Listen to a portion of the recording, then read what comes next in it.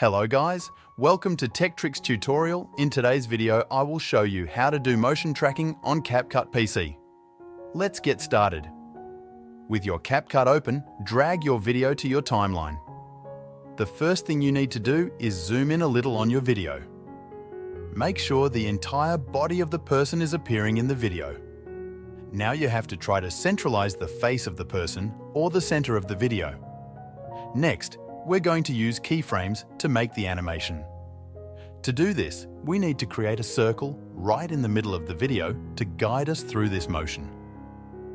Let's go to the text option, choose default text and drag it into your timeline. Change this text to just the letter O. Now increase the font size. I'll change the font because this O is too bold. That looks good. Now, place it in the center of the video. Click on the video and we'll start to make the keyframes. Use the arrows on your keyboard to move through the frames. You can see that the face moves to the right, so I'll create a position and size keyframe and adjust it. Now advance again and create another keyframe. Let's see how it looks. That's good. Now let's do this for the entire video. To increase the zoom of your timeline, just click here and drag it. Now you can see our keyframes better. I will explain what I did. Basically, I used my keyboard arrows to advance through the video.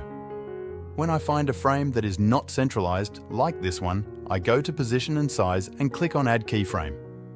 Now I'll just adjust it and keep the process going. I did this for every part of the video where the face of this person changes position. Now that we've added keyframes to the entire video, it should look smooth and centralized. To remove the guide text, go here, click on the text and press delete. Your video is now complete. Go to export, make any changes you want, like adjusting the bitrate or frame rate. You can change the frame rate to 60 FPS, 50, 25, 24, etc. Click on export and wait for the exporting process. And here is the result. If you have any suggestions or have a doubt, please comment below and subscribe to our channel to follow our content. Thank you for watching.